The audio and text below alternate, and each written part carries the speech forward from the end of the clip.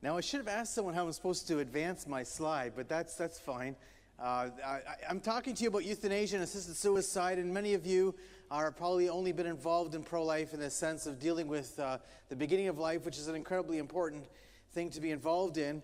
But the fact of it is that in the United States, we've been facing a major onslaught by the assisted suicide lobby.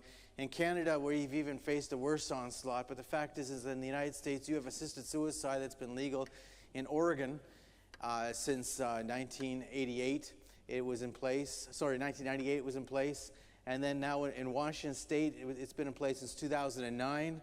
Vermont more recently, and then most recently California, which is just a shock to us that such a large state would go down that, how would you say, that trap, that hole. But the fact of it is this is a worldwide movement going on right now to push assisted suicide and euthanasia. In my own country, the Supreme Court struck down our old law last February, on February 6, 2015, and they are now talking about legalizing euthanasia. A committee just came out with a report just a couple weeks ago saying that euthanasia should be allowed for minors, for people with dementia, for people with psychiatric conditions. Doctors would have to refer, they would not be given the moral right just to say, I won't be involved. They also said that hospitals would have to participate, even if they're religiously affiliated. That's a pretty radical idea to go that far, and yet that's where my country seems to be where it wants to go. So I'm going to talk about this. You're going to be facing a major onslaught. Last year there was 25 states that attempted to legalize assisted suicide in the U.S. last year alone. This year they've gone for about 10 states. What's happening though is there seems to be a bit of a lull this year, that the assisted suicide lobby in 2016 slowed down a bit because they're getting ready for 2017 after the election. There's going to be a major push. If you weren't aware about this issue becoming the issue to be faced politically in the next few years, this is it. Whether you like it or not, this issue of assisted suicide is going to be the political issue, and the other side is attempting to steamroll us. My PowerPoint is not up yet, which is interesting enough. I'm going to hit the green button. Oh, there we go. Now it goes on. That's really good. I like that. Oh, there it goes. So I'm going to start by telling you this story. In June 2015, during a press conference in Belgium, this psychiatrist who works with the euthanasia clinic in Belgium had just published a study. And so she was doing a press conference to say, my study is being published on her 100 first requests for euthanasia for psychiatric reasons. So this is in June of last year in Belgium. This is a psychiatrist who works with the euthanasia clinic. And what she's saying then is she's trying to explain this, and in order to explain why euthanasia was necessary for psychiatric reasons, she decided to talk about Laura. She wanted to give us the story of Laura. And Laura, who is Laura? Well, Laura was a 24-year-old, she's still alive, 24-year-old woman, completely healthy in every way. She's not sick. She doesn't have cancer. She doesn't have ALS. You name the condition that people are afraid of, she doesn't have it, but she experiences suicidal ideation. And in her story, she's been suicidal since the age of 7. She's attempted suicide on many occasions.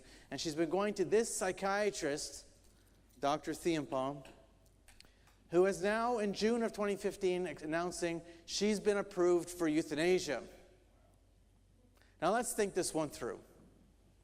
I'm not suggesting that Laura, who we now know was Emily, I'm not suggesting that she doesn't go through a type of suffering. Psychological suffering is a type of suffering. What I'm questioning is when did the treatment for suicidal ideation, which is not uncommon, become lethal injection? Could this happen in America? My own country, the report of our recent government, which we don't have legislation yet to debate, but as I said, the recent report is suggesting this could happen in my country of Canada. Now, am I missing something? It says the green button, doesn't it? Or is it just me? Oh, it is up now. So what is euthanasia? Well, in Canada, we're talking about euthanasia. In the U.S., they're talking about assisted suicide. They're birds of a feather that flock together, but they're a little different. Euthanasia is, let's be very clear, it's not about withdrawing medical treatment. I'm not talking about care. I'm talking about treatment per se. It's not about the proper use of pain-killing drugs. It's not about the proper use of sedation techniques. Remember, I'm talking about the proper use. Euthanasia is when one person, usually a doctor, directly and intentionally kills you. You might have requested it. It's done usually by lethal injection, but it can be done in many ways. It's always been seen as a homicide. It's always known as a homicide. In my own country, they're going to define it as medical treatment. Why is this? What am I doing wrong? Is there something wrong with me? I can't switch this file. Am I supposed to aim somewhere? So what is assisted suicide? So as I explained, euthanasia is when I kill you. So if you want to understand euthanasia, people say, oh, well, you know, these are difficult issues. My mother was sick. My mother was nearing death, and we had to make decisions around medical treatment options and things like that. Well, to withdraw medical treatment when you're dying has got nothing to do with euthanasia. Euthanasia is when I lethally inject you or I deny you basic care. Assisted suicide is similar. Assisted suicide is when someone is directly intentionally involved with causing your death, meaning that person assists your suicide. So in the case of euthanasia, it's a lethal injection. In the case of assisted suicide, they give you the lethal dose, but technically you take it yourself. Now remember, euthanasia and assisted suicide are very similar. The only difference is how it's done. Because remember, in the case of assisted suicide, you know, sometimes the person can't physically take the lethal dose, so it becomes euthanasia because they have the lethal dose, but somebody else has to do it to them. So you understand they're actually the same thing. Assisted suicide being a little bit lesser of the same thing, but of the same degree. I just want to go to the next slide. Mark and Eddie Verbusum is the next story I want to tell you about. This is just to show you where things can go. These men were born deaf. They're identical twins. They lived together their whole life. They were 45 years old in Belgium, and in 2012, they asked for euthanasia because they were going blind. They said if they became blind, remember they're deaf already, they had lived together their whole lives. They ran a business together. They were shoe repairmen. They had a shoe business. They decided going blind would make them dependent on others. And being dependent on others, they said, was too great a level of psychological suffering. And a psychiatrist said they agreed, and they died both by euthanasia together. Now, could this happen in the U.S.? I'm not sure. But then let's talk about the next story. In the Netherlands, in 2013,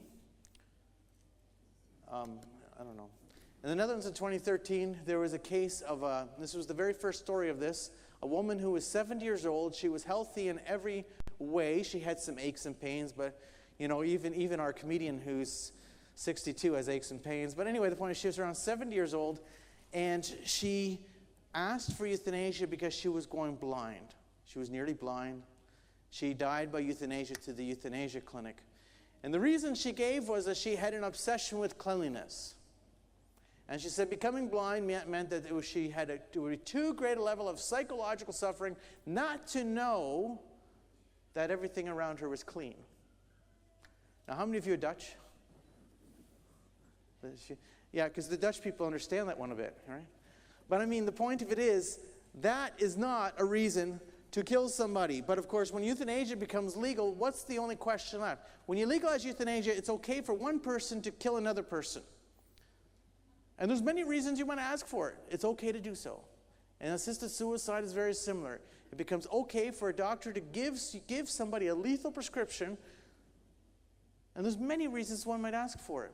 Well, once you've already said that's okay, the only question remaining for us to debate is under what reason, right? It's okay for me to kill you. The only question that remaining is, for what reason? My friend Amy Hasbrook, she is a disability leader in Quebec, and she was born legally blind. Now, I ask you a social question. When somebody is allowed to have euthanasia for blindness, because that's what that case was, then does that change our attitudes towards blind people? I'm only using blindness as an example, right? What about this story? It's a crazy story, but it's true. Angie was 44 years old. She had anorexia.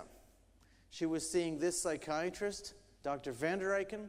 Dr. Van der Eycken had convinced her to establish a sexual relationship. She then complained about the situation. And in her complaint, the whole process, she said, didn't go well. She asked for euthanasia. She didn't ask for euthanasia because of anorexia. She asked for euthanasia because she said the psychological pain associated with the complaint process and the whole, what she called sexual exploitation, was so great, she could not live any longer. She died by euthanasia. Now, there's no question that Anne was suffering. There's no question that Anne was suffering. The question then becomes, how does society deal with suffering?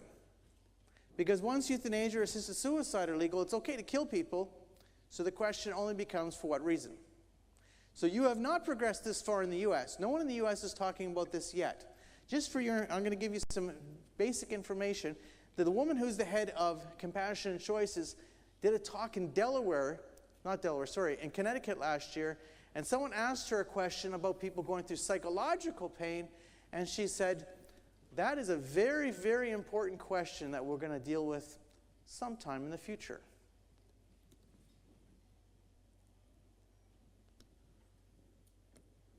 So let's talk about what's going on in the United States. If my full slide will change. So I'm going to first tell you about how the law works, and then I'll tell you some stories about it. So I think the key to this whole thing, if you want to understand how to fight euthanasia, assisted suicide, you have to know that the devil is in the details. The other side sells it as a lie. They tell you this is all about my autonomy, my choice. That's what they say it's about. They say to you, if you don't want assisted suicide, that's fine. I want assisted suicide. Therefore, don't infringe upon my freedom. It's my body, it's my choice. Have you ever heard that before? My body, my choice? No, you haven't? Okay. So the fact of it is that in Oregon and Washington State and Vermont, how the law works is they say it's about my body, my choice, my autonomy. And how it actually works is that somebody might ask to die. That's correct. They make a request. 2 doctors decide. After the 2 doctors decide, one of them goes ahead and writes the prescription for the lethal dose once they agree. They have a short waiting period. Then after the person receives that lethal dose, there's no further oversight. The law does not require anybody to be there at the death. The law does not require any third-party intervention to make sure that the law is being followed. The law doesn't require any of that. What it means is once they have their lethal dose, they can take that lethal dose at any time of their choosing.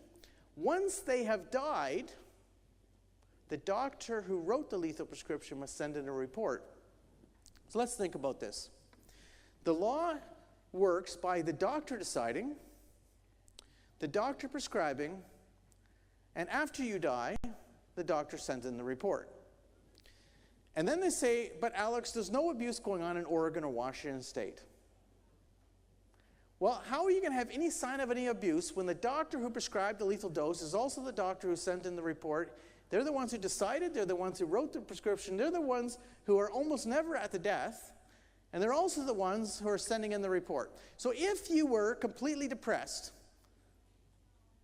and your husband thought it was a good idea, don't laugh. And if that were to happen, and you weren't actually competent, would the doctor write in the report, oh, so-and-so was not competent, clearly, though, seemed to be terminal, husband definitely wanted it? No, of course the doctor's not going to write that down. The point of it is it's not actually designed to protect you. So here's a story of Barbara Wagner. Why is this story important? Because here she is, and she has recurrent lung cancer. She's been prescribed an aggressive form of medical treatment to deal with her recurrent lung cancer. So she had lung cancer. She went into remission. It came back. Her prognosis was not good, right? And the state health plan turned her down for the medical treatment. Well, that's one issue. I'm not going to tell Oregon what they have to do with what they insure. But they offered her, in turn, assisted suicide. Now, I don't know if this would happen in Ohio, but I do know in my own place called Ontario, we have a one-payer health system, and we have about a $10 billion provincial deficit. and the province pays for all our health care. Why wouldn't they do that? The point of it is it becomes coercion, doesn't it? It's a form of coercion. It's a form of coercion. And we're opening up ourselves to coercion by the government. Dr. Charles Bentz wants to tell you something else. In the Oregon law, they say, well, we have safeguards. Alex, I know that there's some euthanasia of people with psychiatric conditions going on in the Netherlands and Belgium, but we don't do that in Oregon. We don't do. If you look at the law, they have the one section of the law, the one line says that if there's signs of depression, mental illness, the law doesn't require it, but it says they should be sent for a psychiatric assessment. It doesn't say must. It should actually have said must if they really wanted to say they're safeguard. So what happens is then they say, well, we don't do assisted suicide on depressed people in Oregon. That's what they tell you. Dr. Bentz had a patient. Dr. Bentz is a family physician. This was a long-term patient. He's not a walk-in clinic doctor. He had a 76-year-old long-term patient who he had diagnosed with cancer. He referred his patient to the cancer specialist. He had just recently saw his patient. He noted in the medical records his patient was very depressed. Now, is it uncommon to be depressed when you get a diagnosis of cancer? Do you know a lot of your friends probably feel very depressed when they get a diagnosis of cancer? So what happened is that he went to the oncologist and he had asked then for assisted suicide. The oncologist calls up Dr. Bentz and says, will you be the second doctor to sign the assisted suicide form? Remember, the law requires 2 doctors, right? And Dr. Bentz says, my patient, he's the primary physician, my patient does not qualify because my patient is depressed. His patient died by assisted suicide. The doctor didn't care that Dr. Bentz had said my patient is depressed.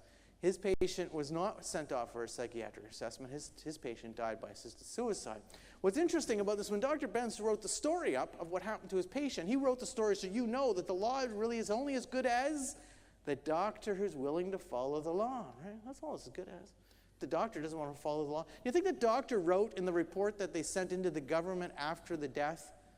After the death? Remember, the report is sent in to the government after the death. The only witness who could tell you that something wrong actually happened is dead, right? And that's supposed to be a safeguard.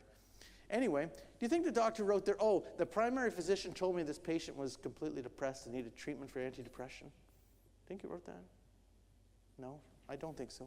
Anyway, the point of it is that after he wrote this up, the doctor who actually was the doctor who gave the second opinion said, well, if I had known, I wouldn't have signed the document. But the primary physician, the oncologist knew. Jeanette Hall. Now, what's important about this story is 2 things. First of all, Jeanette Hall wanted assisted suicide, but she had a good doctor. She had a very good doctor. She had a doctor who believed in life. Her doctor didn't believe in assisted suicide. She in 2000 was diagnosed with cancer. She was given 6 months to a year to live. And Jeanette Hall said, I don't want treatment. I want assisted suicide. That's what she said. And her doctor said, well, you come back next week and we'll do another examination. We'll talk about it. So she came back next week, and what did her doctor do? Her doctor did what a good doctor does. He talked to her and found out what was important to her. And what was important to Jeanette Hall was her son. She had a son who is in police college, and he said to her, Jeanette, wouldn't you like to see your son graduate from police college? And Jeanette said, well, of course I want to see my son graduate from police college. And he said, well, if you try some non-invasive type treatments, I guarantee you're going to live long enough to see your son graduate from police college. So what he did is he convinced her to accept treatment. When she was saying, I don't want any treatment, I just want assisted suicide, she's changed her mind, she's accepting treatment. And then, he did what he was supposed to do. When she was coming for treatment, he spoke to her, and he talked to her, and he realized that that son is not only important to her, but she lived for her son. She's very important to her. Very, very important to her life, her son. And this is the only son she has. So he said to her, well, wouldn't you like someday to see your son get married? And Jeanette said, of course I'd like to see my son get married someday. And he said, well, you're reacting well to treatment. If we try, further treatments, you might survive this. And in fact, she needed surgery. She needed radiation. She needed significant treatment. She went into remission. Now, what's the moral of my story? Does everyone go into remission? Absolutely not. The moral of the story is the doctor cared enough about her to find out what was important to her. She was obviously depressed and concerned and had fear for her future, which is a normal human reality. And she accepted treatment. She went into remission. She's happy to be alive. Now, there's 2 issues here. First of all, the doctor didn't kill her or help to kill her. Secondly, there's nothing in the law in Oregon at this time forcing him to have to refer her for assisted suicide. You know what they're talking about now in Oregon? They're talking about the doctors are not responsible if they don't refer their patients to another doctor who will do the assisted suicide. They're creating pressure. They want to change the rules to say that doctors, you don't have to assist the suicide, but you're going to have to refer them to the executioner. You're going to have to do that. Well, you see, then Jeanette Hall would be dead if she had been referred to another doctor. She was not in any way forced to. Then there's the story of Pho DAmico. This is not an American story, but it is an assisted suicide story. There might be several cases like this in the U.S. No one's ever told us about one yet, though. He was an Italian, and he was diagnosed with terminal cancer. He went to Switzerland. He died at the assisted suicide clinic. It cost him about 10,000 euro. A lot of money. Then in his autopsy, it showed he had a wrong diagnosis. Do wrong diagnoses happen? Do you know anybody who's ever had a wrong diagnosis? In fact, they're actually quite common. The difference is, with assisted suicide, you're dead. So let's look at some of the data. In 2015, the Oregon Assisted Suicide Report, that's the most recent report, it just came out in January. For the 2015 stats, it showed that 132 people died by assisted suicide. Now, that was a 26% increase. So when they tell you, oh, well, you know, there's only a few people who will ever want this, what happens is it starts becoming culturally accepted. So the last 2 years, it went up by 26% last year, and the year before, it went up by 44%. I don't have that data there. I should have, actually. Also, one of the people, actually, that stat's wrong. I thought I corrected it. One of the patients lived 517 days. One of them who died last year lived 517 days. I thought I had edited that because that's the year before. The year before, one person had lived 1,004 days before dying by assisted suicide. Remember, what's important about that, it's supposed to be a terminal diagnosis, right? You're supposed to be within 6 months.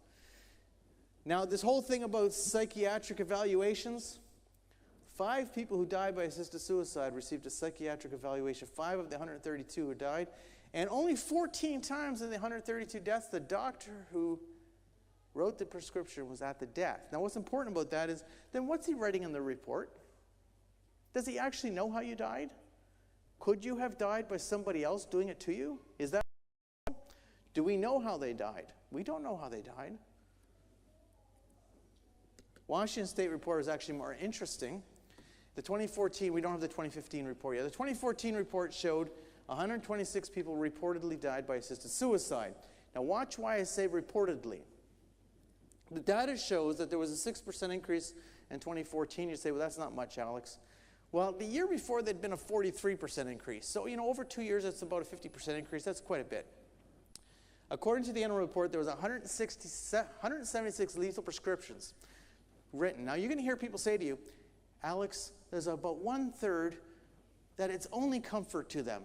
They never take their lethal dose. It's only about providing comfort for them. Well, does the data actually show that? The data shows 126 people reportedly died by assisted suicide. It shows you that there were 17 deaths from other causes. 6 people remained alive. And then the data says 27 deaths from an unknown cause. Now, how can you have deaths from an unknown cause? So, you know, I do a lot of research, so I thought, well, let's see what it actually says in the report about the 27 deaths from an unknown cause. The state report said that they do not know whether or not the 27 deaths from unknown causes resulted from assisted suicide. They just don't know. They have no data on those 27 deaths. They don't know. They know those people died. They don't know how they died. It might have been assisted suicide. It might have been natural death. They don't know. They've got no idea. They've got no report. They don't know. They don't know. Now remember, you've got doctors prescribing a lethal dose. I'm not talking about giving you a dose of painkillers that if you took it all today would kill you. I'm talking about an intentional lethal dose. They're giving this to you. And in 27 cases, they don't know how you died. They have no idea. This is supposed to be effective oversight. This is supposed to be about safeguards, right? This is supposed to be about, oh, we'll protect you. Then it said, when the status of the participant is unknown, the status of the lethal drugs is also unknown. Now let's think about this. Some of those 27 might have died by assisted suicide. Some of them didn't. Some of them, where's the lethal drugs? Is this a good idea to have lethal drugs sitting around? Do you like that idea? Do you feel safe about that idea? Having lethal drugs just sitting around? No. Does that seem smart? How safe it is for people to have, and this is how the law works. They say, oh, we'll have effective oversight, Alex. Everything will be fine. Don't worry about it. Well, let's see about this whole thing about psychiatric issues. It's very important for depression issues. In 2008, Linda Ganzini, who's pro-assisted suicide, she's not on our side, she did a study. 58 people who had asked for assisted suicide joined her study. And out of the 58, 15, that's 26%, 15 of them were depressed, or as she said, were experiencing extreme feelings of hopelessness. So you would think that, according to this study, now some studies show higher numbers, right? Is it uncommon for people who are terminally ill or have a significant health condition to be depressed? Is that uncommon? Or is that normal? I think that's sort of normal. I think that's a human reality. If I'm sick, I'm very sick, I might be depressed too. Why would I be depressed? Because it's natural. I'll be emotionally distraught about my human condition. Well, if 26%, how come only 5 of the 132 were sent for a psychiatric evaluation? Are people who are depressed dying by assisted suicide? How come only 2% in the last 5 years have been sent for psychiatric evaluations? Is it because Ganzini's study was wrong? Well, look at this study out of the Netherlands, 2005 study by Dr. Vanderlee. Now, why it's important about this study? Dr. Vanderlee was very pro-euthanasia. If you read the study, you see in her preamble, she's trying to prove that depression and euthanasia are not connected. That's what she's trying to prove. She's trying to prove that there's no counter connection. And what did she actually find in her study? She found, to our surprise, we found that a depressed mood was associated with more requests. Patients with a depressed mood had a 4 times greater risk of requesting assisted suicide or euthanasia. Now think about this. If you look at the data in her study, it actually shows that almost nobody who wasn't depressed asked for euthanasia. But people who were depressed were very likely to ask for euthanasia. She concludes that depression is a primary risk factor for euthanasia. So what are we dealing with here?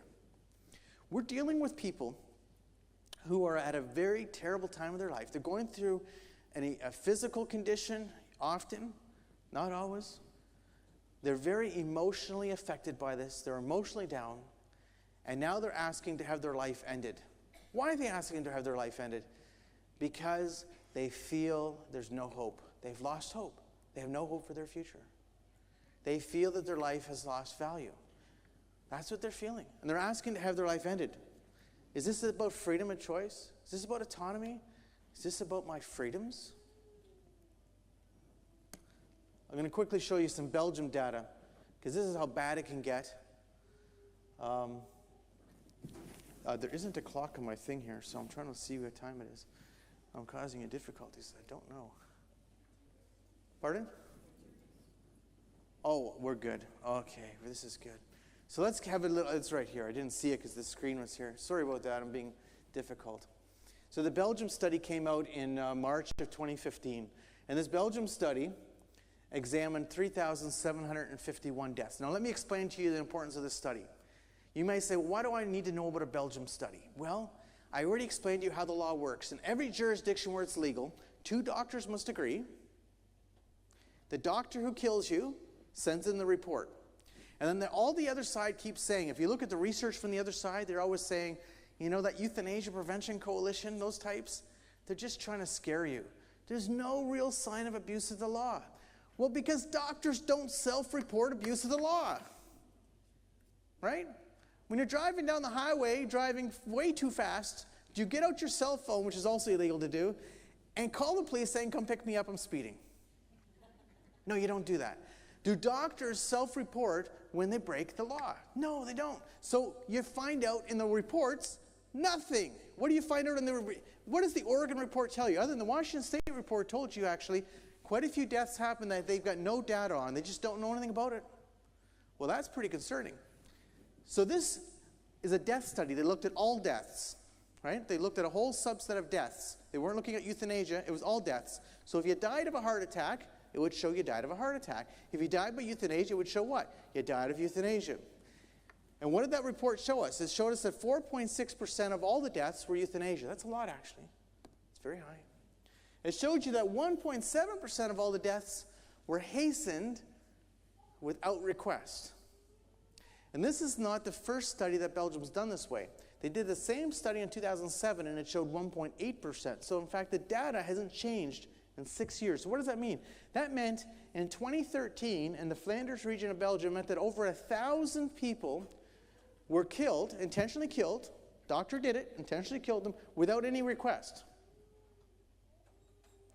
That's what that means. But look at Washington State. They said, well, there's 27 deaths that we don't know how we don't know if they died of assisted suicide or not. We have no information about it. Well, if you look at the data out of Belgium, it shows you about half the deaths aren't even reported. About half, a little less than half aren't reported. Now, what's important about that is the law requires the doctor, after they kill you, to send in a report. A lot of the doctors just don't bother. They don't bother sending in a report. They killed you, but they're not going to bother sending in a report. Why don't they send in a report? Because, maybe there were some gray areas. Maybe they just don't bother. Maybe they're too lazy. Maybe they just don't believe in sending in reports. There's lots of reasons for it.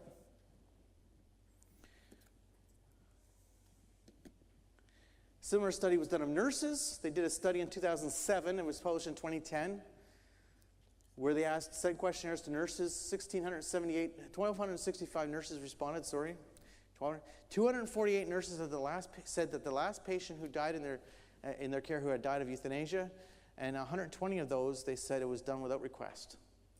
Massive numbers. Do the reports say that? No.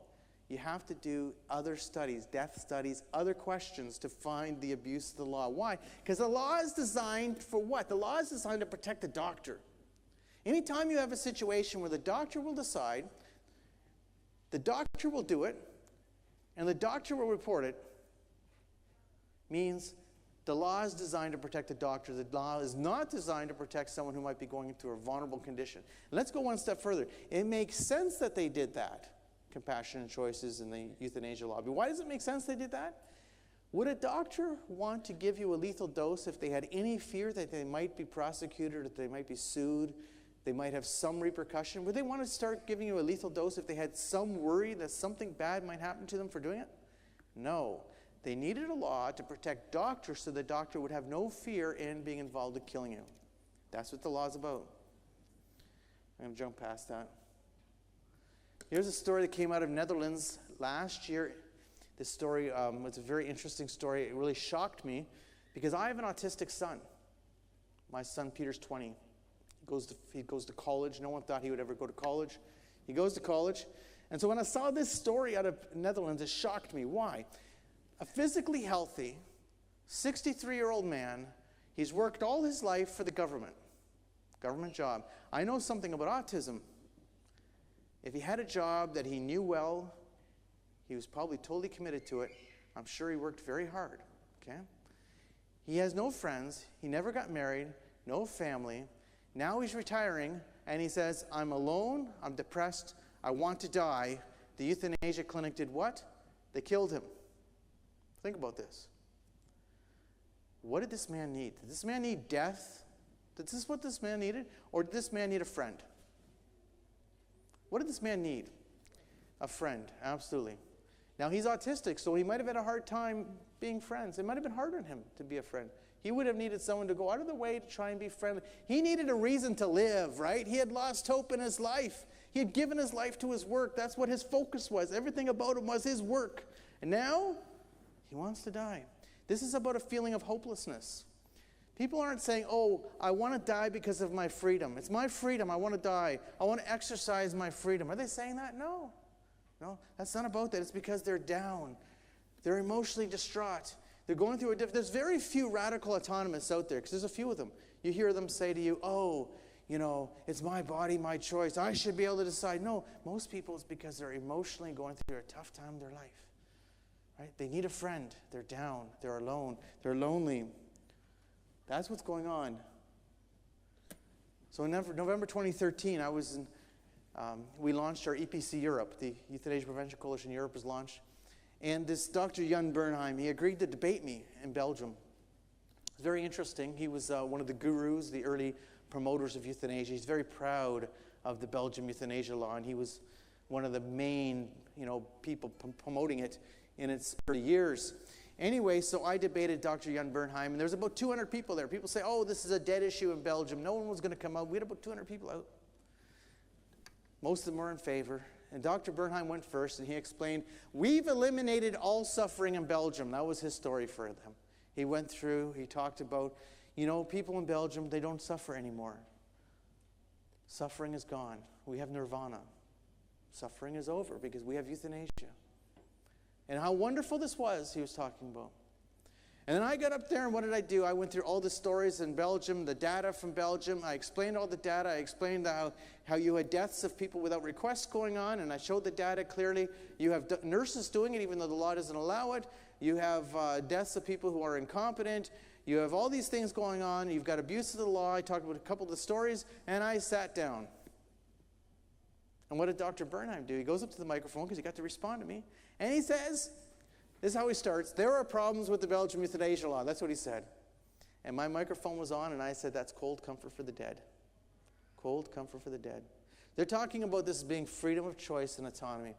Well, the fact of it is yes, we need to do more for people who are going through difficult circumstances. That's absolutely correct.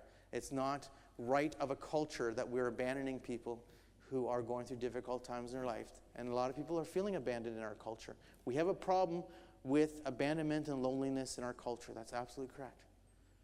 And we have to become far more caring and reaching out and being with others, visiting the people who are going through a difficult time. We have to recognize that if assisted suicide were to become legal here, that we're going to need to become that caring other for the others who are feeling their life has lost value. Why do they feel their life has lost value? Yes, they're going through a difficult time. There's no question about it. There's a lot of difficult conditions to live with in life. But if you're going to have a difficult condition that you're living with and you're doing it alone and you're lonely, that's a hard place to be. It's a very hard place to be. So we must recognize that there is a difficulty in our culture. Absolutely. Our culture's become too me-oriented. It's about me, not Alex. No, I mean about me. We're all about me. By becoming about me, we have abandoned the other. And this is what's feeding. It's feeding the assisted suicide culture because why? People are thinking, I don't want to be a burden on others.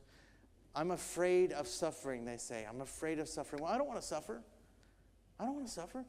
But the fact of it is we don't need to suffer like that. And on top of it, suffering alone is really the greatest problem we have. A lot of people suffer alone. Well, what are they really saying when they're looking at assisted suicide and euthanasia? They're saying, I'm not sure if I actually support this. This is what most Americans are saying. I'm not sure if I support that or not, but I'm concerned about how I die in the future. That's a reality. It's a truth. That's how they feel. But it's not about their choice. It's not about their autonomy. It's about the choice and the autonomy of somebody else. I'm going to jump past that data. You don't need to know more about the Netherlands. It's enough. What about my friend Mark Pickup? How many of you heard of Mark Pickup before? Have you got the video queued up? Can you get it perfect? So in 1 second, I'm going to go to that. So Mark Pickup is in Edmonton, and he talks about how, many of you might have heard of him before, in 1985, he was a healthy man, he was a vibrant man, a family man, he's still a family man, but what happened is MS came upon him, and it was a shock to him. And he said, if assisted suicide were legal then, I would have chosen it. Or I certainly would have thought I wanted it. Because he was down. He was down. He was really emotionally distraught. And that's the normal human reality. This is not about weird people. This is about people going through a normal human reality and are feeling that their life has lost hope. They might not have any faith, which even makes the situation worse. And now they're wanting their life to end. Well, Mark says, I needed a time to mourn. I needed a time to accept that Mark has changed. In my MS, I'm going to be in a wheelchair, and my life has changed. But my life can still be good. And his life is good. He's happy. But most people never allow that. And if you allow assisted suicide, there's no opportunity to go from the mourning to the other side of being happy with who you are because you killed yourself or someone killed you when you were down. That's what it's about. And remember, it's about somebody else killing you.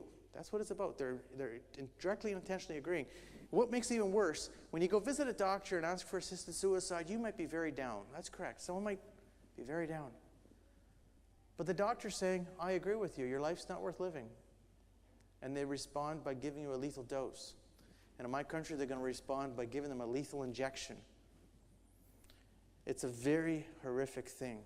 And it's a very disturbing way of dealing with people who need good care and good help and a loving community. That is a response to this. So what happened is we recently produced a video, and it's being produced. It's not out yet, and so the promo for it's going to come up. So what happened is, I've been doing a lot of talks, and I talked to a good friend of mine who's a professional film producer, who's done a lot of documentaries, and I said to him, well, let's try and get a video out. Let's try and get it out nice and easy and quick. I said, you film me doing a talk, and then we're going to do a bunch of interviews with other people. So we'll have all these interviews. We have my talk. We're going to build a video that's not talking head, right? And we'll put it out nice and quick. It'll be like a training video for others. And so we started, and he interviewed a bunch of people. He did the videoing of me doing my presentation before a group of people. And he says, Alex, we've got to go to the belly of the beast, he said. We've got to go to Belgium. And I said, Kevin, I have a lot of contacts in Belgium. I did the debate in Belgium. I'm working with people in Belgium. I said, we can do that. So in January, he spent a week in Belgium. He interviewed 14 people who have direct life experience with euthanasia. A mother who died, family members who died, grandfather who died by euthanasia. And they talk about their stories, and he interviewed them all because he wanted to show you the belly of the beast. You got to know what's going on if you're going to, in any way, have that feeling of strength in your heart. I got to fight this. And so you're going to see the promo for it. The promo's out. The video won't come out till June, and he's going to click it in for us. It's about 4 minutes. On April 19th, 2012, my mother receives a lethal injection in the hospital of the Free University in Brussels. But you had no idea? No.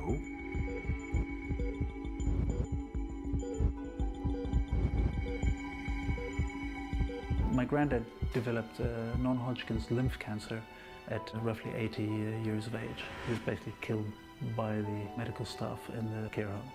My mother was physically healthy. I mean, she was, yes, indeed, she was going in and out of depressions all her life, but is this a reason for euthanasia? Apparently it is. We had a few times when people tried to put us under pressure to have her euthanized. She's just a child like every other child in our family. So my mother, instead of going for the palliative treatment, she said, I want euthanasia. Had there been no euthanasia in Belgium, she would not have applied, for sure. I think it's impossible to put safeguards, because it's also impossible to know what is a terminally ill situation. In Belgium, patients are killed by euthanasia at the first diagnosis of Alzheimer or of a malignant disease of a cancer. From all the cases, only 60 to 70% were declared to the Commission. So this means that 30 to 40% of the cases of euthanasia are even not declared, and there is no control of the law. She was the one going to die, but we were her sons, we loved her, and we wanted the best for her. Was there a consensus? There was not a consensus. As a mother, it wasn't only her quality of life, it was also the quality of life of her own grandchildren. Well, the law says that nobody has to be aware of the demand of the patient. It's only the patient who will decide. It is strange because at the same time they don't respect the autonomy of doctors who want to not do euthanasia, and they even don't respect the autonomy of institutions who don't want to choose for euthanasia. An aunt of mine was visiting him, and she was giving him some water, and one of the nursing staff came by and said to her, "Don't do that, you're prolonging the process of his dying." And she said, "What?" You see, once you're dead, you're dead. So there's no chance of changing your mind. That's the finality of this. You must understand that this issue is not like any other. And I regret my mother had a treatment on that level. I think she and all the other people dying deserve more. We owe it to them. This is a world worldwide issue. This is an issue now that is being debated in nearly every country in the world, and there's pressure in almost all jurisdictions of the world to legalize doctors killing their patients.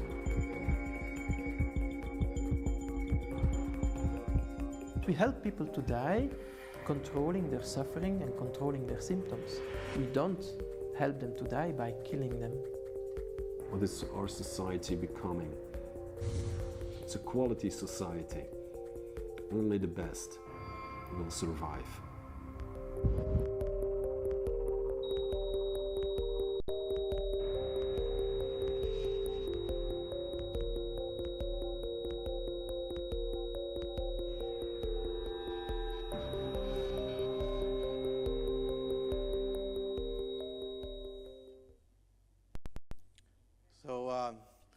Now, I want you to know that the theme is sort of similar to my talk, even though maybe I didn't hit the point perfectly, but this is all about a lie. Euthanasia, assisted suicide is about a lie. It's not about my body, my choice.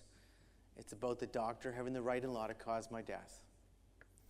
When you legalize assisted suicide, you give power to your doctor over your life. That's what you're doing. And the fact of it is that no one should have the power over your life and death. They shouldn't have that. And you can't control it. It's not possible to control it. In the end, there will be many reasons why someone might ask for it. That's a normal human reality. They say, oh, well, we're going to legalize euthanasia, assisted suicide, and it's going to give me the right to ask for my life and my control, right? It's about my control. It doesn't. People already ask. Where it's illegal, people already ask at times because they might be hopeless. They might say to a doctor, can you end my life? I'm not saying it's common, but they might ask for that still. So nothing's changed there. What's changed when you legalize it is the doctor can now actually cause your death. That's what's changed. The doctor having the power over your life and death. It's not a safe thing. It's not a good idea in any way, shape, or form. And it really devalues things. One other thing I want to say is it started in Quebec just on December the 10th. December 10th. We just had a presentation in Ottawa to members of Parliament, and we had a palliative care doctor there with us. And he's only been a palliative care doctor for 6 years, but for almost that whole time, of course, euthanasia has been illegal. He said, in all those years, I had 3 requests for someone to end their life, to ask me to end their life. 3 requests, he said. Since December 10th, half of my patients, so the law changed on December 10th in Quebec, right? Half of my patients have asked me now, half of them since December 10th. I had 3 requests up to December 10th. I've had half. Why? Well, because the cultural pressure now has changed, hasn't it? It goes very fast. Very, very fast. So are there any questions? Yes, sir. You got questions. Now, if they're about Tim Hortons coffee, yeah, Canadians like Tim Hortons coffee. There's something in it that's addictive. There really is. And it's not just the caffeine. I don't know what it is. We'll do a handoff system. Because half the questions seem to be medical, half of them are legal. But just start with from the doctor's perspective. What about the Hippocratic Oath of doing no harm? How would you... Is this mic working? Yeah. The Hippocratic Oath issue is not an issue because the Hippocratic Oath doesn't exist anymore. So, some doctors who are Christians will take a Hippocratic Oath, but it's not because their university is having them do that. You might have some Christian medical school in the United States. We don't have that in Canada anymore, and there is no such thing as a Hippocratic Oath. In fact, the other side has, I got to watch my French, has redefined do no harm as meaning you have to do euthanasia or assisted suicide because you're harming the patient by not killing them when they're suffering. Because to them, the ultimate evil is what? Suffering. Yeah. Now, suffering is not dealt with by killing you. Suffering is dealt with by caring for your pain, caring for your symptoms. But the most important thing we have to do is care for you. If you're suffering alone, I guarantee you it's going to be a very hard time. I know that. People who suffer alone, it's very hard. If you're suffering with others caring for you, who are others being with you, others who love you, and you feel your life has value, your suffering is usually a lot less than. Not because of your physical pain, but because others care for you enough that you feel your life has value. Yeah, go on. The next one's a little more economic in nature, but your system, socialized health, is there a financial benefit? Is there more pressure because you're socialized? Are they neutral? The answer is yes. Next question. Of course. If we have universal health care in Canada and it's a one-payer system, then obviously if we kill you, it's a lot cheaper. Next. Right. Wow, I like simplistic. Okay. Okay, let's go to the prevention. Your work is prevention, so what's the best way we can stop this from spreading? Well, first of all, it's not legal here in your state here. It is legal in Vermont, which isn't that far away. There's going to be pressure to legalize. You might get your pressure next year, it might be 2018. Next year, Compassionate Choices has decided they're going to go all out. Next year, there's going to be an assault on this nation to legalize assisted suicide. We are still very concerned this year about New York, because New York, we're not sure if it's going to fall or not. If it does, that would be a tragedy. We hope it doesn't, but New York, there's a lot of pressure this year. They're putting a lot of money into New York right now to try and get New York this year. But I hope they don't succeed, obviously. You're going to be shocked by the wave next year coming at us, and the only way to stop it is to tell the truth. This is not about your body, your choice. This is not about your autonomy. This is about your doctor having the right to kill you. People will die without request. On top of it, elder abuse. Elder abuse is a massive issue. How can you prove to me that these people are actually wanting to die? Give me a break. And how do we deal with people? Do we kill our most vulnerable? You know, let's think about this. And, you know, just think about going further. Right now, there's a big push also. I'm a Catholic. There's a big push amongst Catholics that we should just oppose capital punishment. Why? Well, lots of good reasons for that, but obviously one reason is there might be someone who didn't commit a crime who we killed, right? Well, there could be people who are just simply depressed, who needed care, good care, and here to die. We're lethally injecting them, or we're giving them lethal doses. That's craziness. That's abandonment. Thank you very much. Next. Okay. Three are kind of combined. We'll make this our last one as the clock just ticked down.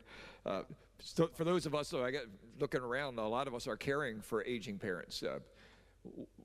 Doctors and people sharing, you know, hey, the quality of life issue, and what should they be doing, or what will we face as we're caring for aging parents? Okay, so the difficulty today is that there's a cultural shift that's happened, whether we like it or not. The shift has already happened. There used to be an ethic in our medical culture that we cared for people, and you care for people at all times. And now that has shifted, and that doesn't mean all our physicians have shifted their mentality, but the system itself has shifted. So in some places you'll find that the culture of the medical institution has shifted so much that there's pressure on you just not to do anything for mom, or just, you know, and what we know is we know how it should be. How it should be is we do what is best for that person, right? We do what's best for that person. If there's something that's beneficial for them, we urge that. So you have to all understand a little bit about these issues and be willing to become not only the caregiver, but the person who speaks out for them.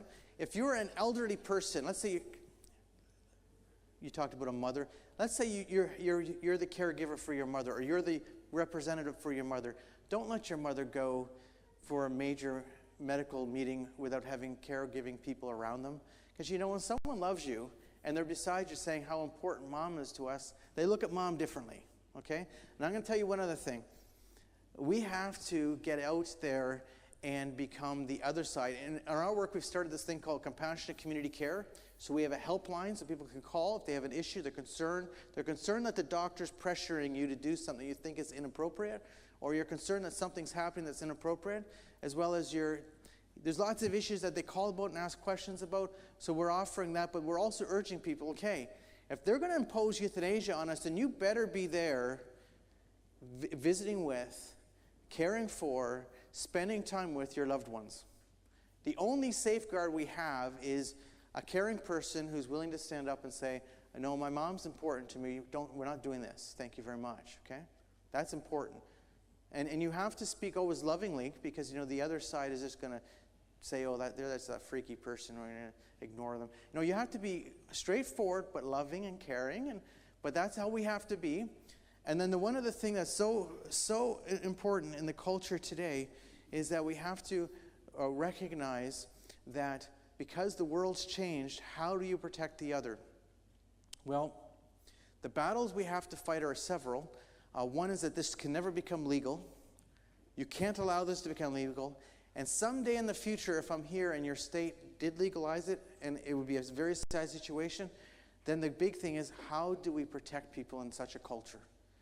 And the only way you can protect them is by you being with them, caring for them, and setting up this way of making sure that people are not going through these situations alone, because then they become vulnerable. Vulnerability is not being in a wheelchair as much as that might be a vulnerability. Vulnerability is being alone and lonely in a culture that doesn't respect your life. That's vulnerability. We're all going to be there someday, thank you very much. Assisted suicide threatens all of your lives, even if you think, oh, that wouldn't affect me, but I understand it's important. No, it affects all of your lives, because you're dealing with somebody else having the power over your life. That's pretty scary. And you're all going to feel down at times. And some of us will become very down. Some of us are going to go through that deep, dark time of our soul in our life. Some of us are going to experience that. And when we do, we might ask for something that we would have never otherwise thought about asking for. Is the answer to that to abandon them to death? Or is the answer to say, no, we're not doing that to you? So you need your doctor to have the right to say no. You also need to have people who care about you. And you have to recognize that. We have to recognize the importance of the fact that as a human being, we are emotional, we're psychological, spiritual, we're physical, and we're all intertwined. We're not just dualistic or we're a unified being. And in that nature, we need to care for the other. Okay? You have to recognize that's so important. And it's sad that some people don't have family anymore. That's very sad. That was just awesome. In one of the most difficult subjects ever, you made it interesting, informing, and even a little humorous. But thank you for being there. And thank you for being with us. Wow.